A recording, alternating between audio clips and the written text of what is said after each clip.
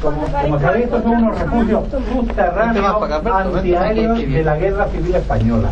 ¿Por qué se construyeron? Mirá, Adra fue durante todo el periodo de guerra zona republicana. El de Almería. Pero en un principio era una zona de retaguardia. ¿Esto qué quiere decir? Que el frente terrestre de guerra estaba muy alejado de Adra.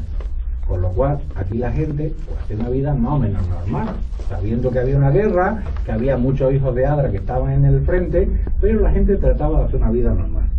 Pues mirad, esa tranquilidad relativa cambió a comienzos del año 37. Las tropas de Franco ocuparon la ciudad de Málaga el 8 de febrero. Y no solamente Málaga, sino toda la costa.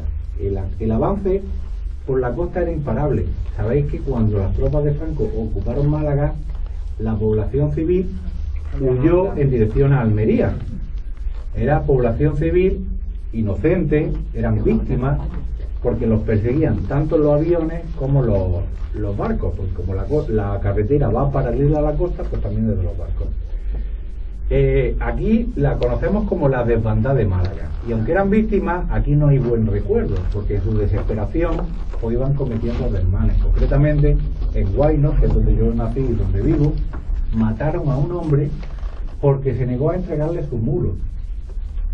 Antes hablábamos de lo importante que era tener un mulo, ¿no? Pues le quisieron requisar el mulo y me dicen que la mujer le dijo, la mujer es la que tuvo la culpa en este caso, que hombre, ¿cómo vas a dejar que te quiten el mulo? ¿No? Entonces se opuso y lo detuvieron. Mi tía, que entonces era niña, dice que desde el balcón estaban tumbados en el suelo y mirando, cerrando la cabeza. Dice que lo vieron con dos milicianos a los lados y a la media hora ya lo mataron a la afuera, fue corriéndose la voz de que lo habían fusilado. Luego hubo otro que aquí se enamoró, y yo me enteré porque bueno, conocí al hombre y fruto de esa relación, pues un hombre que era de Ronda, ¿no? Bueno, que hubo de todo.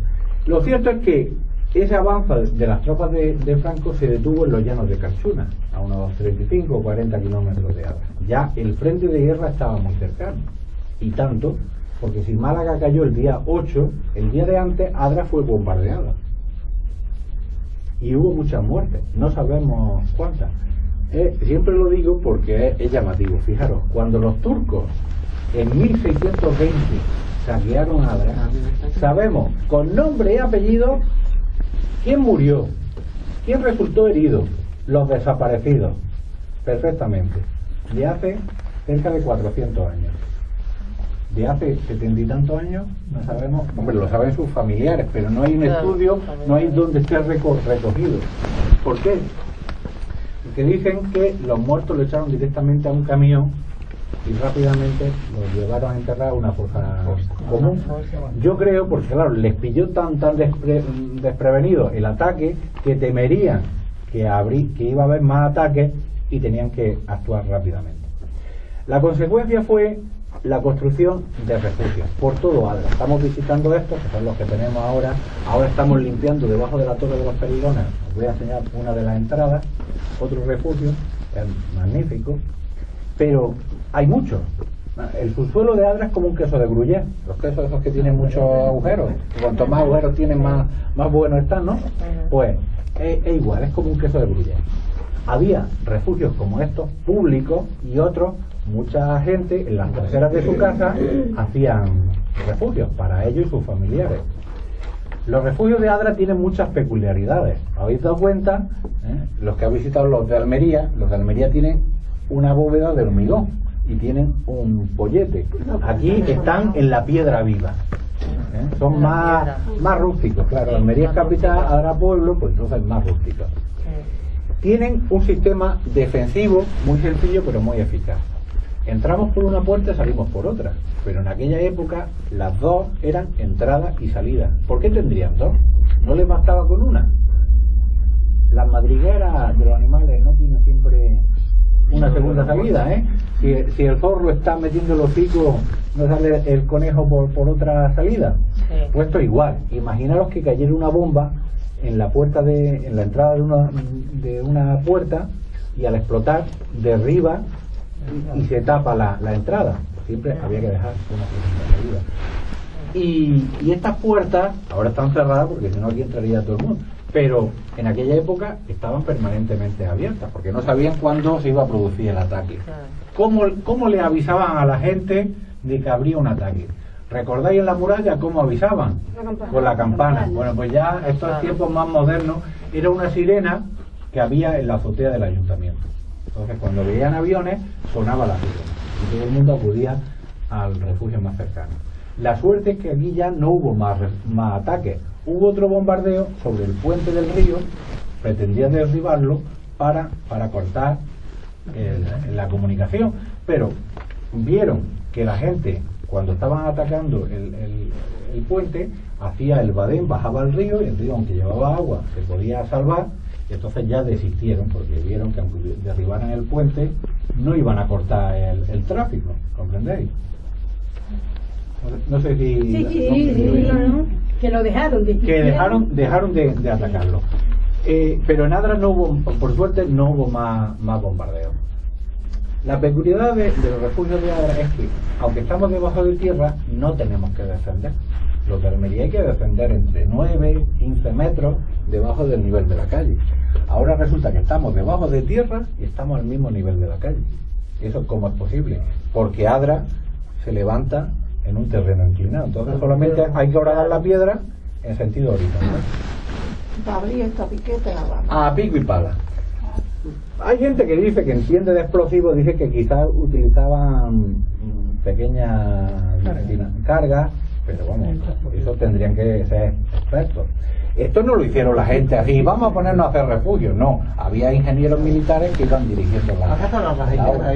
Esto fue después que el ayuntamiento lo utilizó como almacén y parece que la luz, aquí había unas piezas de madera y por ahí iba el cordón de la luz. Bueno, y entonces, si los refugios estaban abiertos permanentemente y si estallaba una bomba,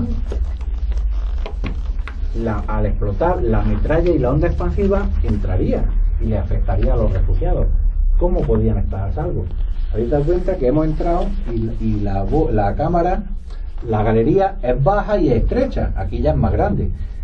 Entra perpendicular, hace un quiebro y vuelve a entrar. Ese quiebro es lo que protegía a la gente.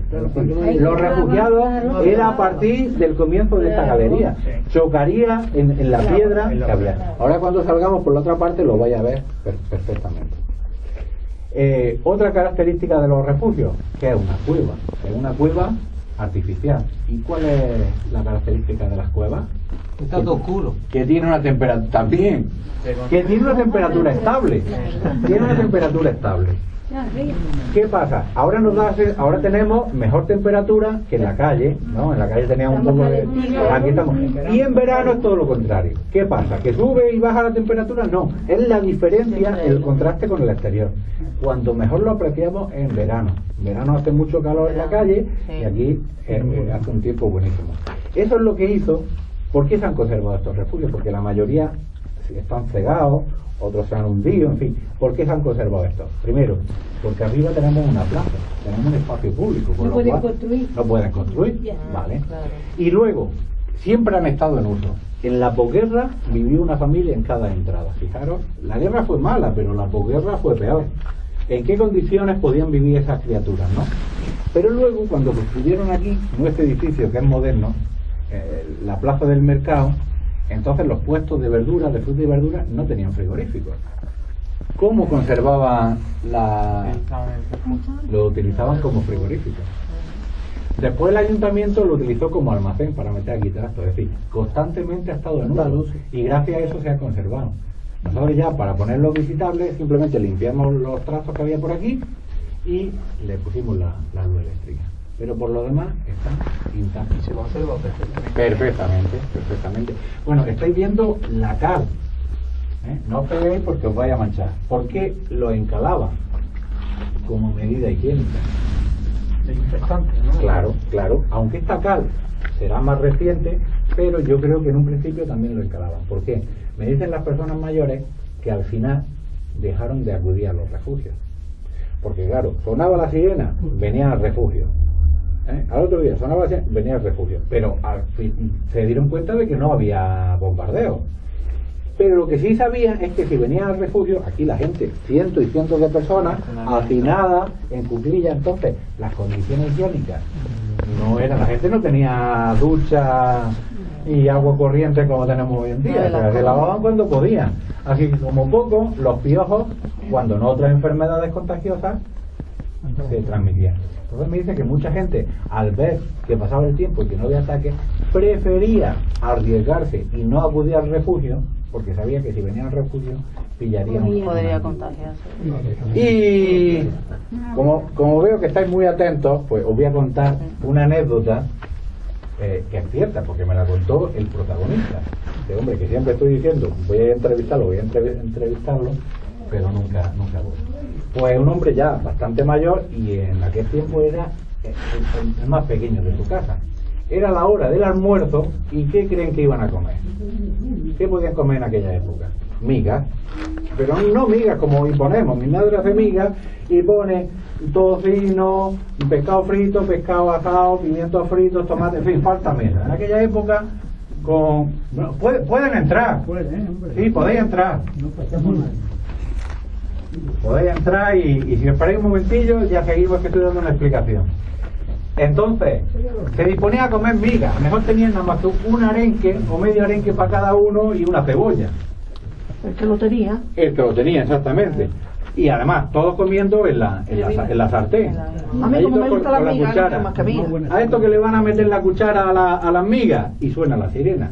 Pues sálvese quien pueda. Todo al refugio. Y en esa desesperación no repararon en el más pequeño, porque lo perdieron de vista, porque el chiquitillo instintivamente se metió debajo de la mesa. Cuando dejó de sonar la sirena, la gente volvió a su casa, pero claro, el primero que apareció fue el chiquitillo. Cuando vio la sartén de miga en aquella época, que estaba racionada, dice que saltó de comer miga. Pero era tan chico que no era consciente de que él tenía su ración y que tenía que comer el resto de la familia. Se hinchó. Se hinchó como nunca.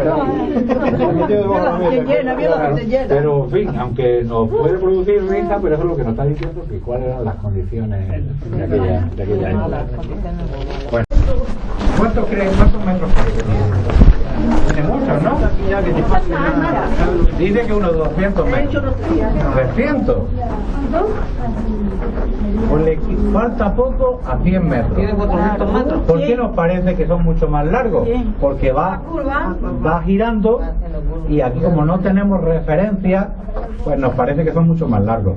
Pero le falta poco a los 100 metros. A pesar de eso, y que había muchos cientos. Mucha gente, un pegado unos con otros. Claro. Bueno, pues ya vamos a salir. Aquí os vais a dar cuenta perfectamente del sistema defensivo del recodo, es decir, que la población se refugiaba a partir de este punto donde nos encontramos. Y cuando os recuerdo que la salida, la puerta más pequeña, que tengamos cuidado con la cabeza, ¿eh? No, queda por los cuernos.